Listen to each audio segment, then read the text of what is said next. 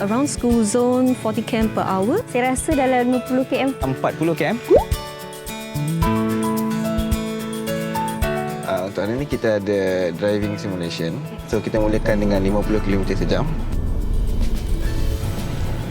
Slow.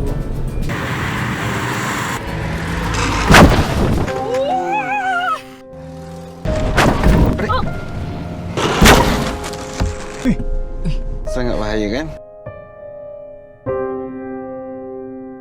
Kita akan memandu pada 30 km sejam.